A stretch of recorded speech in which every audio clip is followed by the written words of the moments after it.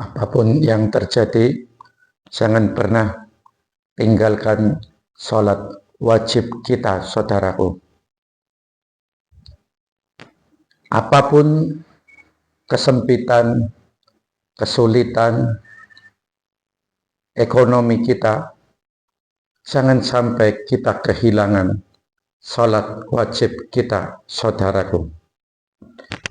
Assalamualaikum warahmatullahi wabarakatuh. Bismillahirrahmanirrahim. Selamat pagi, selamat menjalankan ibadah subuh bagi kaum muslimin dan kaum muslimat di seluruh dunia. Alhamdulillah, kita masih diberikan umur sampai hari ini, hari Sabtu, tanggal 12 September 2025. Happy weekend, saudaraku.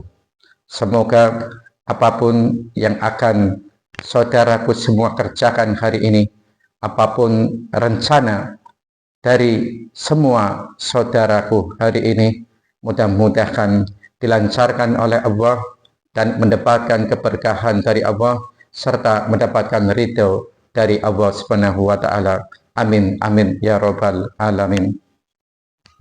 Dewasa ini, zaman ini, zaman yang penuh dengan tantangan yang berat bagi anak-anak kita, saudaraku. Bagi kita dan bagi anak-anak kita, saudaraku. Zaman milenial, zaman di mana peradaban, teknologi, ilmu pengetahuan merasa bahwa semakin tinggi dan semakin canggih, kata orang-orang saudaraku. Zaman di mana mempertahankan ketaatan terhadap perintah sholat 5 waktu sangat-sangat menjadi mudah dilalaikan, saudaraku. Di mana ketika kita 24 jam disibukkan dengan kehidupan dunia, saudaraku. Dahulu sebelum teknologi listrik masuk, sebelum teknologi internet masuk, dahulu orang bekerja hanya pada siang hari, saudaraku. Dan hanya ketika kita pergi ke pasar, ketika kita pergi ke kantor siang hari, dan ada jam-jam tertentu, saudaraku. Tapi sekarang ketika listrik sudah masuk, maka ketika malam sudah tidak lagi gelap, siang terang benderang, dan malam juga dengan kekuatan penemuan lampu-lampu menjadi terang benderang juga, sehingga orang beraktivitas 24 jam hanya untuk mencari kehidupan dunia, saudaraku. Sungguh, menjaga ketaatan atas perintah dan larangan Allah seperti sholat 5 waktu, seperti puasa, seperti zakat, seperti mengaji, seperti bersolawat, seperti mimbar-mimbar pengajian, menjadi lebih fleksibel, saudaraku. Tetapi ketika bekerja adalah ibadah yang lebih fleksibel waktunya, jangan sampai mengganggu sholat 5 waktu kita yang merupakan sholat wajib yang sudah ditentukan waktunya, saudaraku. Apapun yang terjadi dalam mencari rezeki, dalam mencari nafkah, itu adalah ibadah. Tentunya apabila kita meyakini mencari rezeki, mencari karunia Allah adalah ibadah, maka tidak akan ibadah yang satu menghalang-halangi ibadah wajib yang lain, yang tentunya waktunya sudah ditentukan oleh Allah dan dibatasi oleh Allah, yaitu sholat 5 waktu. Maka apabila sudah dikumandangkan adzan, tinggalkanlah jual beli, saudaraku. Apabila sudah dikumandangkan adzan, bangunlah dari tidur, saudaraku. Segera jawab seruan adzan. Mari penuhi masjid-masjid, saudaraku. Mari penuhi musola-musola. Bukankah masjid-masjid sudah bagus-bagus sekarang ini? Bukankah musola-musola sudah cantik-cantik sekarang ini, saudaraku? Maka disitulah kenikmatan-kenikmatan, kemudahan-kemudahan yang diberikan oleh Allah dalam kesempitan-kesempitan kita. Bukankah di dalam kesempitan kita, kesempitan ekonomi, sehingga kita hanya memiliki rumah yang tidak sebagus dengan masjid, tidak sebagus dengan musola, mengakibatkan kita, memotivasi kita untuk semangat, untuk sholat di masjid berjamaah bersama orang-orang yang rukuk dan sujud kepada Allah Subhanahu wa Ta'ala. Karena setiap kita akan dikumpulkan bersama kelompok-kelompoknya apabila engkau mengidolakan artis-artis yang engkau jadikan panduan hidup, tuntunan hidup. Maukah engkau di akhirat dikumpulkan bersama artis-artis idolamu? Atau engkau mau di akhirat dikumpulkan bersama imam-imam masjid, jamaah-jamaah musola dan masjid, saudaraku? Maka ketika kita ingin dikumpulkan bersama orang-orang yang soleh di dalam doa kita, ya Allah, tunjuki kami jalan yang lurus, kumpulkan kami bersama orang-orang yang soleh, yaitu orang-orang yang telah engkau beri nikmat, yang telah engkau ridhoi, yaitu orang-orang para syuhada, para alim, para ulama yang sekarang sudah menjadi para syuhada, saudaraku. Maka tentunya kita akan minta dikumpulkan bersama orang-orang yang soleh. Tetapi kenapa ketika kita masih diberikan hidup, kita justru mengidolakan, menuhan-nuhankan para artis yang begitu sangat glamor, yang begitu sangat menghalalkan segala cara untuk mencapai tujuan kehidupannya? Bukankah mereka menghalalkan segala cara untuk mencapai, untuk menjadi artis yang terkenal, untuk menjadi bintang film yang terkenal? Mereka berusaha merempuhnya, mencapainya dengan menghalalkan segala cara. Tetapi anehnya, kita malah mengidolakan mereka. Engkau memilih mereka untuk menjadi wakil-wakil rakyatmu, sehingga tidak salah kalau mereka hanya mementingkan kepentingan dirinya sendiri, saudaraku. Saya tidak anti artis, tetapi realistis saja.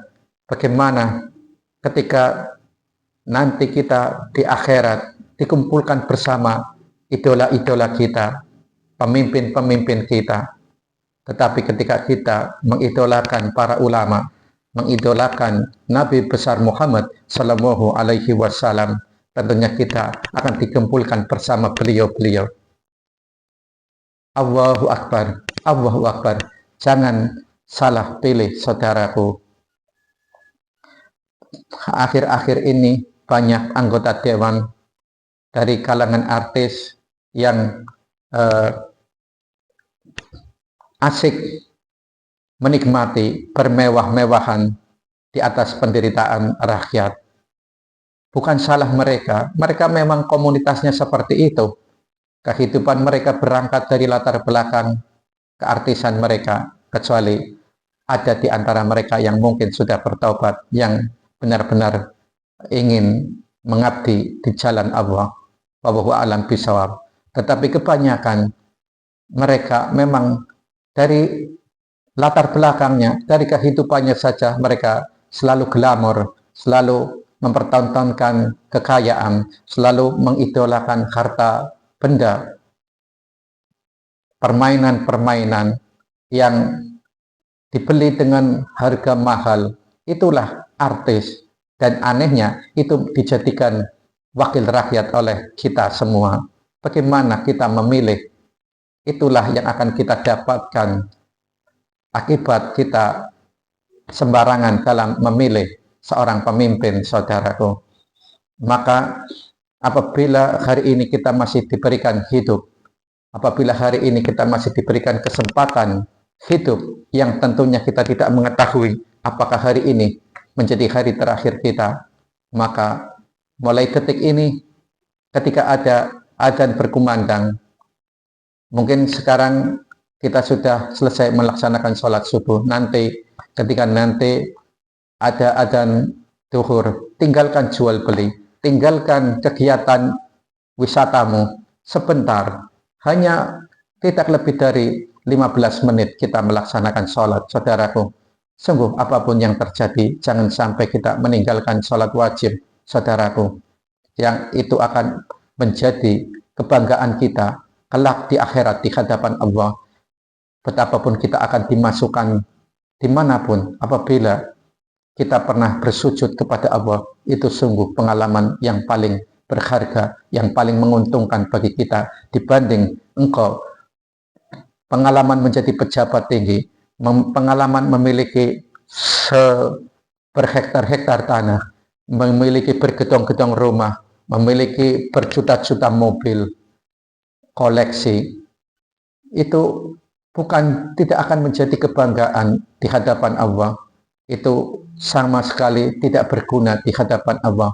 Yang bermanfaat bagi di sisi Allah sebagai alasan Allah memberikan syafaat adalah kita telah bersujud kepada Allah. Dan tentunya apabila kita sudah bersujud, kita akan berbuat baik kepada orang lain dengan hanya mencari ridha Allah. Berbuat baik bukan untuk mencari pujian, berbuat baik menolong orang lain bukan untuk dijadikan konten, mengeksploitasi orang-orang tak punya dengan membuat konten-konten kita membantu orang, mengeluarkan bantuan-bantuan dengan di video agar mendapat simpati followernya, agar mendapatkan pujian-pujian dari followernya. Dan tujuannya tentu Allah tahu betul apa yang ada di dalam hatimu. Tujuan engkau membantu agar mendapatkan follower, agar mendapatkan rating tinggi, agar viral, agar FYP, sehingga engkau mendapatkan uang dari hasil kontenmu yang FYP itu. Maka Allah tahu betul apa tujuan engkau membantu orang lain. Jadilah orang yang membantu orang lain, tangan kanan memberi, tangan kiri tidak mengetahui, betul-betul lillahi ta'ala apa yang sudah dikeluarkan, akan lupa. Jangan hancurkan amal soleh kita dengan niat tidak mencari ridha Allah, melainkan hanya mencari keuntungan pribadi dengan membuat konten dalam membantu orang lain. Membantu orang lain tidak perlu kita berdoa agar menjadi kaya raya, agar bisa membantu saudara-saudara, agar bisa menyekolahkan, agar bisa meminjami.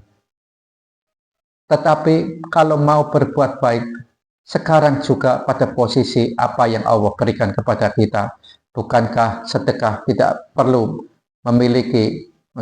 menjadi orang kaya? Dengan uang yang ada di kantongmu 100, engkau keluarkan 50.000, itu artinya engkau sudah bersedekah 50%. Dengan senyuman engkau sudah bersedekah. Dengan menyingkirkan batu dan kayu yang ada yang menghalang-halangi jalan, engkau sudah bersedekah. Dengan menghindari tanganmu untuk menyakiti orang lain, itu sudah bersedekah. Dengan menghindari mulut kita agar tidak menyakiti orang lain, itu sudah bersedekah. Sungguh, saudaraku, bersedekah adalah wujud syukur dari apa yang telah Allah berikan kepada kita. Manusia begitu ingkar terhadap nikmat Allah. Jangan sampai ketika nikmat Allah dicabut dari diri kita, kesehatan yang prima, ketika darah kita bisa lancar mengalir, kita lalai. Ketika Allah sumbat, maka engkau akan mengeluarkan seluruh hartamu untuk mengobati penyakitmu. Sungguh, saudaraku, penglihatanmu adalah rahmat dari Allah, karunia dari Allah, rezeki dari Allah yang tiada tara. Pendengaranmu kesehatan tanganmu, kesehatan kakimu, kesehatan jantungmu, kesehatan ginjalmu, semuanya sangat tinggi nilainya, saudaraku. Tetapi betapa ingkarnya manusia ketika mengukur semua kenikmatan hanyalah uang, harta benda, kekuasaan, dan materi dunia, saudaraku. Sungguh, saudaraku, Allah tahu betul apa yang kemampuan kita. Allah tahu betul apa niat kita dalam melaksanakan perintah Allah dan menjalankan larangan, menjauhkan larangan Allah. Apa yang ada, apa yang engkau nyatakan dan apa yang engkau simpan di dalam dada, Allah maha mengetahui, saudaraku. Maka jangan merusak amal soleh kita dengan beribadah, salat hanya mencari pujian dari orang lain. Salatlah dengan hanya mencari ridha Allah, dengan berjamaah. Apabila kita salah, maka insya Allah akan diampuni karena kita bersama-sama. Dan yang lebih penting lagi, kita akan dikumpulkan kelak bersama orang-orang yang selalu rukuk dan sujud kepada Allah. Lihatlah ketika engkau mengabaikan, meninggalkan sholat 5 waktu, kewajiban sholat wajib, saudaraku, dan engkau mengidolakan artis-artis, mengidolakan para dajjal berbentuk manusia yang menyakiti, membantai warga Gaza, warga Palestina setiap hari, engkau malah mengidolakannya, maka engkau nanti akan dikumpulkan bersama para iblis itu. Dan artinya kau akan sangat menderita di azab api neraka. Naudzubillah, saudaraku. Apabila hari ini kita masih diberikan kesempatan hidup, mari bertobat, saudaraku. Mulai saat ini, jawablah panggilan-panggilan suara adzan, penuhi masjid-masjid yang sudah sangat bagus di semua penjuru negeri Indonesia ini. Bukankah kita tidak dalam berperang, saudaraku? Kita memiliki kebebasan. Tinggalkan jual beli, tinggalkan pekerjaan, tinggalkan sesuatu. Mari jawab seruan-seruan adzan di masjid-masjid. Ramaikan semua masjid, ramaikan semua musola. Mumpung kita masih hidup, saudaraku, jangan sampai kita melalaikan sholat kita. Bukankah di dunia ketika kita sudah mengalami kesulitan, ketika kita meninggalkan sholat 5 waktu, sholat wajib, tentu kita akan kehilangan semuanya. Biarlah kita tidak mendapatkan harta benda di dunia, tetapi kita mendapatkan ridha Allah. Itulah sejatinya orang-orang yang beruntung. Maka jangan sampai berani-berani kita meninggalkan sholat wajib kita, dan jadikan seluruh sisa hidup kita hanya untuk beribadah dan taat kepada Allah. Ingat, beribadah dan taat kepada Allah bukan berarti selama 24 jam kita berada di masjid ataupun di musola. Hanya ada cuma 15 menit setiap waktu masuk sholat, saudaraku. Tidak lama, kemudian kita akan kembali lagi bekerja, mencari nafkah. Rezeki sudah diatur oleh Allah. Betapapun engkau ahli ekonomi, betapapun engkau ahli keuangan, tetapi ketika Allah menakdirkan engkau tidak mampu, engkau menjadi orang yang miskin, maka kita juga akan tetap miskin. Bahkan ada orang-orang yang bodoh, tetapi Allah jadikan mereka orang kaya raya. Bahkan kita, orang-orang yang katanya ahli ekonomi, malah menjadi pesuruh mereka, orang-orang bodoh, tetapi ditakdirkan Allah menjadi kaya. Agar apa? Agar kita mengetahui bahwa kekayaan rezeki itu bukan dipengaruhi oleh ilmu yang kita miliki, tetapi memang rezeki itu dari Allah. Betapa banyak orang yang sholat, tetapi hidupnya masih miskin atau masih sederhana. Karena memang uang bukan tolak ukur, kekayaan bukan tolak ukur dari keberuntungan beribadah kepada Allah. Karena kekayaan tidak ada nilainya di mata Allah dan untuk manusia, saudaraku. Tetapi ridha Allah lah yang akan menjadikan manusia terhormat di sisi Allah.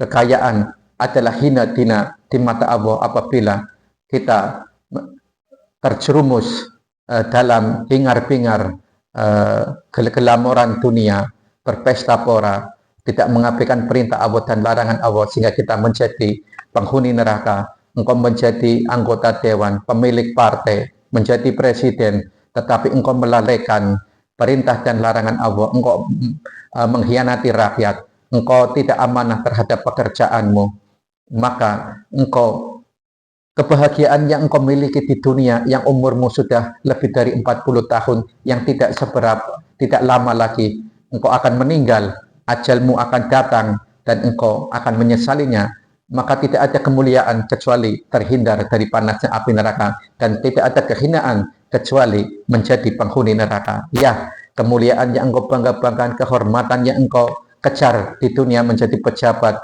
yang tidak amanah, sejatinya tidak ada nilainya dibanding engkau akan hina-hina di neraka apabila engkau tidak bertobat sampai ajal menjemputmu. Saudaraku, hidup ini hanyalah singkat, hidup ini hanyalah sebentar, jangan disia-siakan. Saudaraku,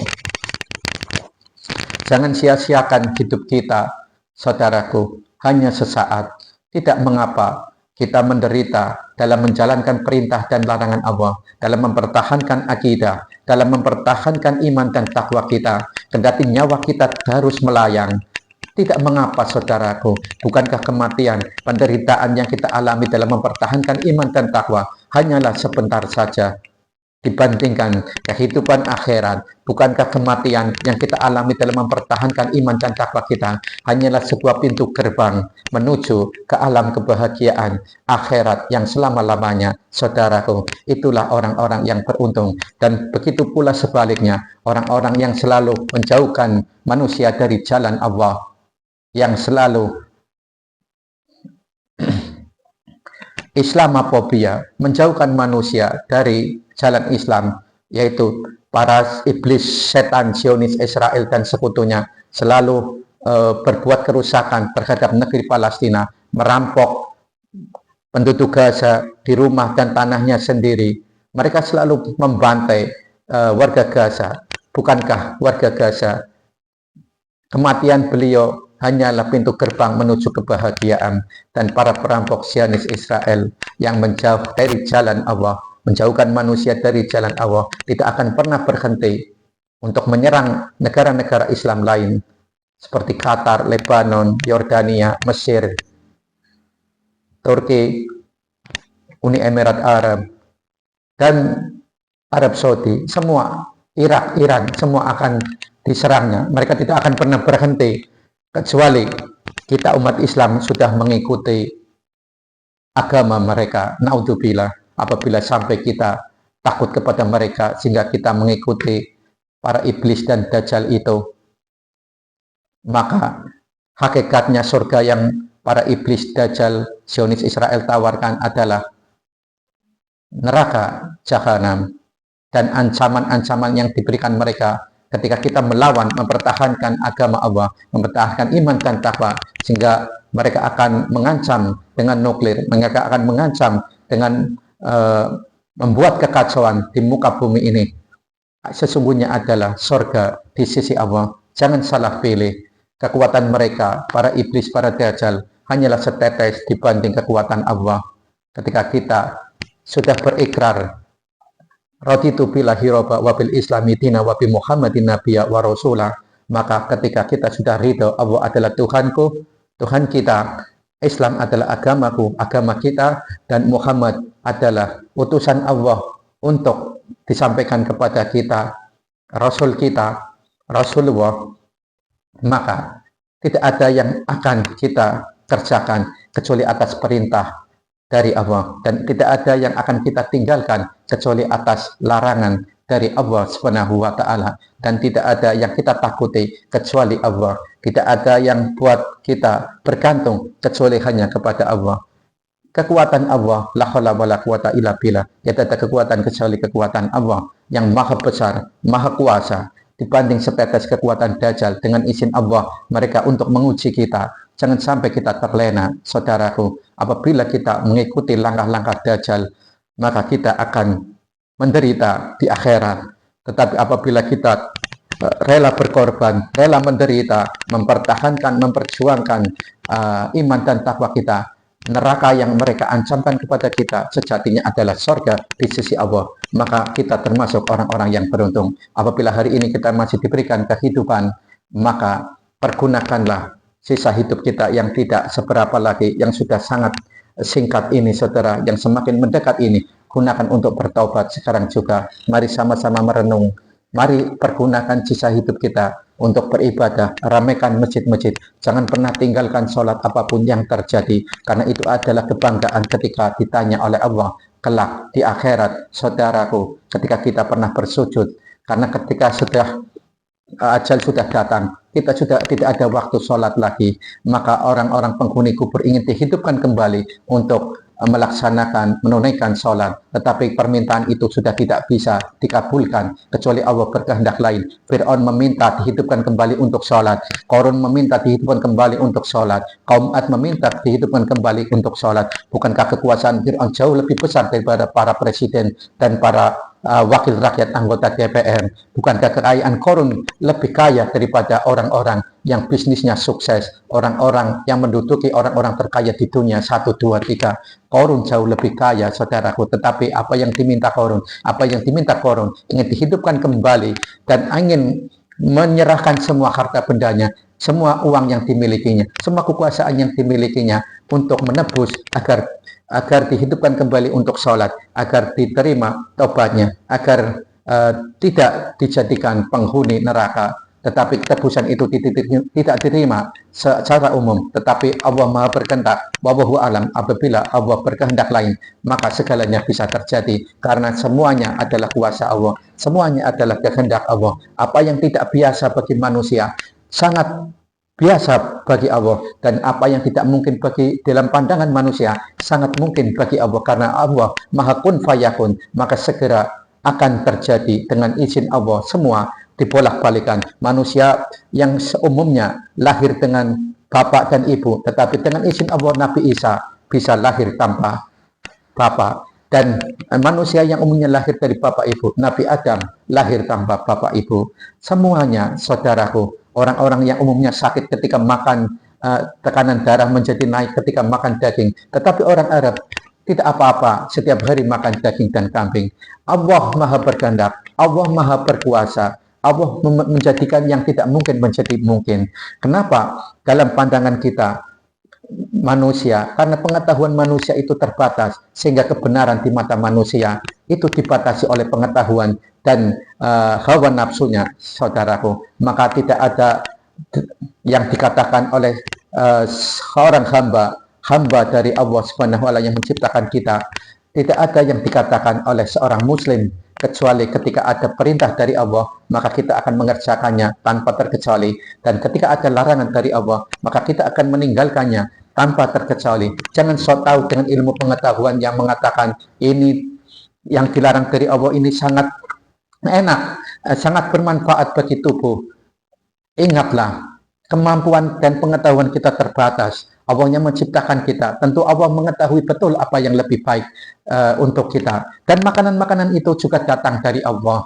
Allah yang memberi babi, misalkan Allah yang menciptakan sapi, tentu Allah mengetahui kebaikan dan keburukan yang ada di dalam babi dan di dalam sapi, saudaraku. Maka jangan menghalalkan apa yang sudah diharamkan Allah, dan jangan berani mengharamkan apa yang sudah dihalalkan oleh Allah. Jangan dibolak-balik, saudaraku. Ketika Allah sudah melaksanakan suatu hukum, maka tidak ada yang bisa dikerjakan oleh orang-orang yang beriman. Tidak pantas dilakukan oleh orang-orang yang beriman, kecuali saya dengar dan kami dengar dan kami taat kepada Allah. Allahu Akbar, Allahu Akbar. Mudah-mudahan lain waktu kita bisa berjumpa lagi. Apabila ada kesalahan kata, mohon dimaafkan. Tidak ada maksud untuk menyinggung siapapun. Demikian, wassalamualaikum warahmatullahi wabarakatuh. Salam persatuan NKRI, salam persatuan umat Islam di seluruh dunia.